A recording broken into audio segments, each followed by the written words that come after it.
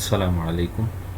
अच्छा, इसमें कुछ और प्रैक्टिकल्स जो हैं जो कि फाइनल बोर्ड के अंदर आ चुके हैं। देखिए, जैसे कि प्रैक्टिकल दिया गया है, फाइंड द स्पेसिफिक हीट। आपने specific heat of a mixture by polystyrene cup के थ्रू आपने specific heat method specific heat by the method of mixing specific heat of a substance आपने फाइंड आउट करनी है polystyrene cup के through.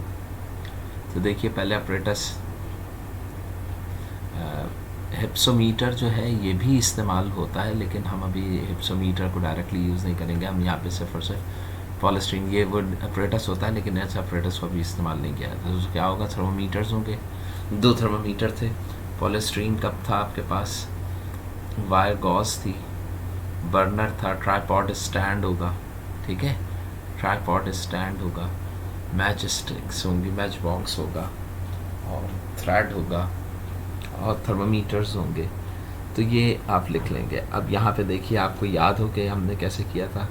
पहले mass of polystyrene cup with lid and stirrer, यानी कि आपने पहले वेइंग बैलेंस के ऊपर कप को, लिड को और स्टरर को, इन तीनों को हमने रख के इसका मैस कैलकुलेट कर लिया। तो ये पहला मैस आ जाएगा। सपोज़ कि ये 94 ग्राम आ गया सपोज़। फिर हमने इसमें क्या किया था, पानी डाल दिया था। जब हमने पानी डाला तो सपोज़ ये आ गया 110 ग्राम। इसमें क्या हुआ, लेड कप भी हो गया, स्टरर भी हो गया, वाटर भी हो गया। अब यहाँ पे जब आपके पास 110 आ जाएगा तो mass of polystyrene cup, lead, water and lead shot. जो लेड शॉट था वो भी हमने डाल दिया, तो वो आपके पास सपोज़ ये आ गया 150 ग्राम आ गया, और भी बढ़ गया ये। अब देखिए, इसमें सारी चीज़ें आ गई हैं। पॉलीस्टीरीन कप भी आ गया, लेड भी आ गई, स्टरर भी आ गया, वाटर भी आ गया और लेड शॉट भी आ गया।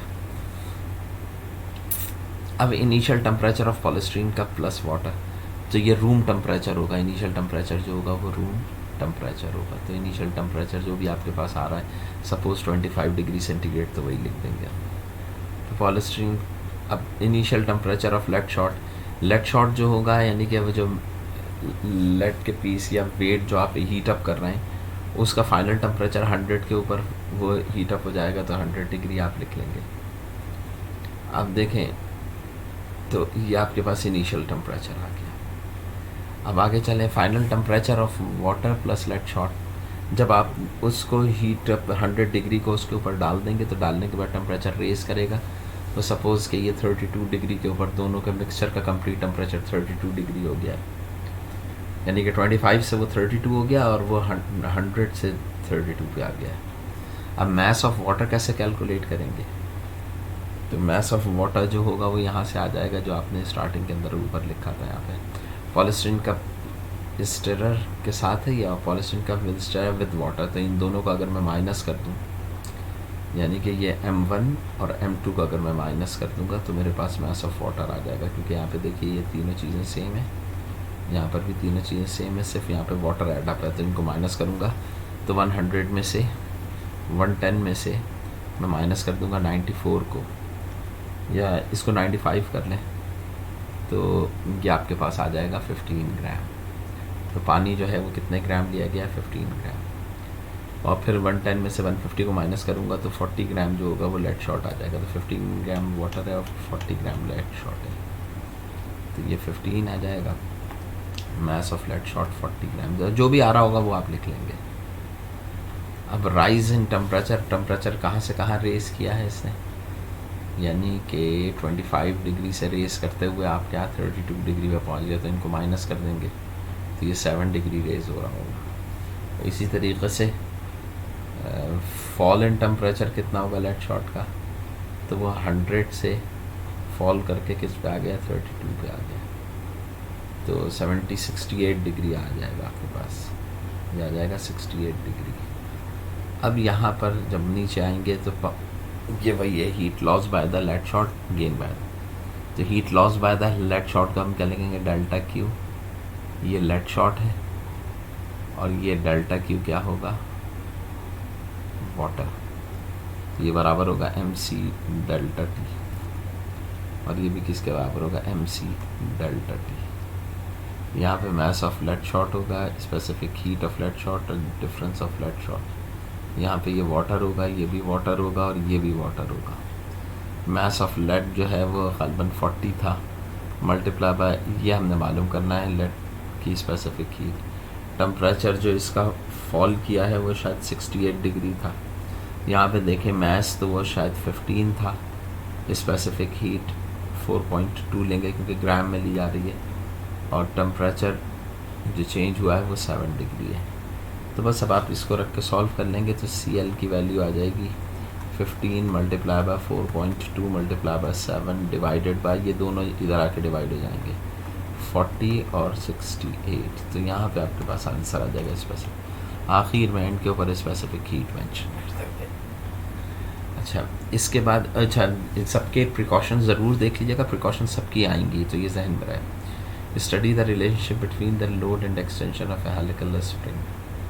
तो लोड और एक्सटेंशन के लिए देखिए कैसे दिया जाता है, पहले एपरेटस आ जाएगा तो उसके अंदर वही होगा कि स्टैंड विद स्केल आ जाएगा, हेलिकल स्प्रिंग आ जाएगा, और जो भी एपरेटस लिखवाए गए हैं, हेलिकल स्प्रिंग आ जाएगा, स्लॉटेड वेट्स आ जाएंगे, ठीक है ना।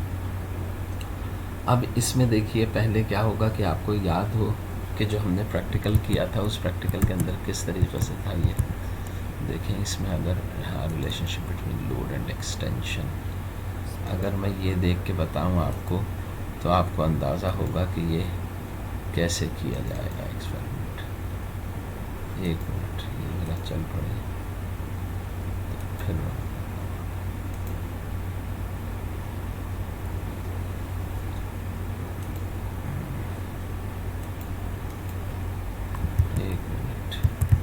ये यहाँ पे दे रहे हैं हेलिकल स्प्रिंग का एक्सपेरिमेंट है ये। इसके अंदर हुक्स लॉ है, F = kx। F जो है वो फोर्स है और k और x जो है वो आपके पास लोड एक्सटेंशन। देखिए ये अपरेटस है। अच्छा, इस अपरेटस में हमने यहाँ पे आप देखें कि यहाँ पे इन्होंने जो हुक है, हैंगर है, उसको इन्होंने थ्रेड के साथ बांधा हुआ है स्प्रिंग में।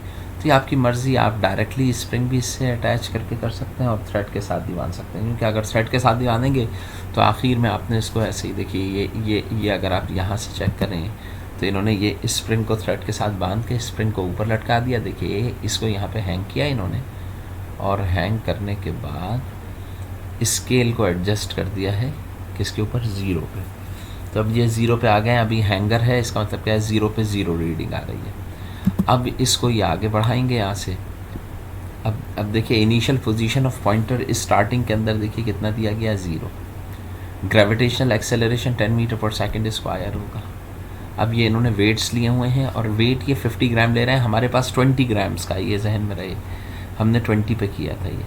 तो देखिए अगर मैं इसको आगे चलाऊँ तो देखिए पहले ये हुआ, अब इन्होंने पहला वेट इसमें डाला और इनके पास ऑब्जर्वेशन, सपोज़ ये 20 ग्राम है तो 20 ग्राम पे इनके पास ऑब्जर्वेशन आ गई 3 आ गई है, 20 ग्राम पे 3 आ रही है। तो इसका मतलब क्या हो गया कि मैं अगर इधर आऊँ तो मैं यहाँ पे लिखूँगा कि आपने वेट कितना 20 ग्राम लिया है और एक्सटेंशन जो आई है वो 3 सेंटीमीटर आ गई है, ठीक है ना, ये सेंटीमीटर में दे रहे हैं। अब अगला वेट जब इन्होंने डाला, देखिए अब ये पहले एक वेट डाला था, अब ये दूसरा भी डल गया, तो इस पर इनका आंसर आ रहा है 6.3। तो मैं इस पर क्या लिख लूँगा, जब मैंने 20 और ऐडअप कर दिया तो 40 हो गया, ये बना आपके पास 6.3। अच्छा, इसके आगे आप गए, अगले पे आ रहा है ये 9.7, तो 60 पे आएगा आपके पास 9.7।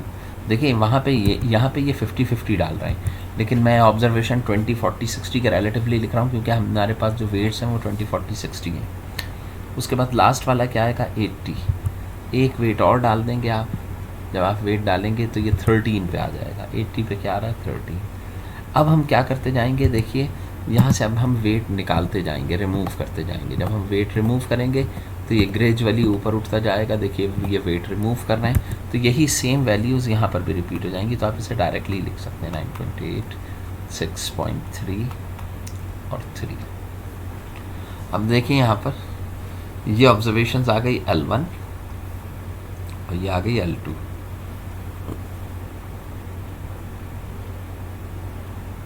देखिए ये अनलोडिंग है और ये लोडिंग के अंदर दोनों है, यानी कि L1 और L2 आ गया। अब अगले ग्राफ में, अगले उसमें हम क्या चीज़, इनका मीन एक्सटेंशन मालूम करेंगे। तो मीन एक्सटेंशन जो आपको दिया गया है वही आएगा जब आप सेम वैल्यूज़ हैं दोनों, तो ये 3 आएगा। अगला कितना आया था, 6.3, फिर आया था 9.7, शायद 9.8, और यहाँ पे आया था 13। ये आ जाने के बाद अब आपने क्या करना है, इनके दरमियान में L2 और L3 में डिफरेंस ले लेना है। तो आप जानते हैं वैल्यूज़ चूँकि सेम आ रही है, कोई फ़र्क नहीं है। जब आपने लोड किया तब भी वही रिज़ल्ट रहा और अनलोड किया तब भी, तो यहाँ पे सब आप सबके सब ज़ीरोज़ आ जाएंगे, यानी कि कोई भी चेंज नहीं आएगा। तो ये आपने यहाँ तक कर लिया। अब अगला जो है वो यहाँ पे इन्होंने दूसरा प्रैक्टिकल स्टार्ट कर दिया, लेकिन इसका ग्राफ जो है वो ज़रूर बनता है। तो देखिए 3, 6.3, 9, और देखिए इसको अगर मैं ये पोर्टफोलियो के अंदर जो आपको प्रैक्टिकल दिया गया है लोड एंड एक्सटेंशन का अगर मैं देखूँ, देखिए ये तो वो है जी, ये है लोड एंड एक्सटेंशन, ठीक है।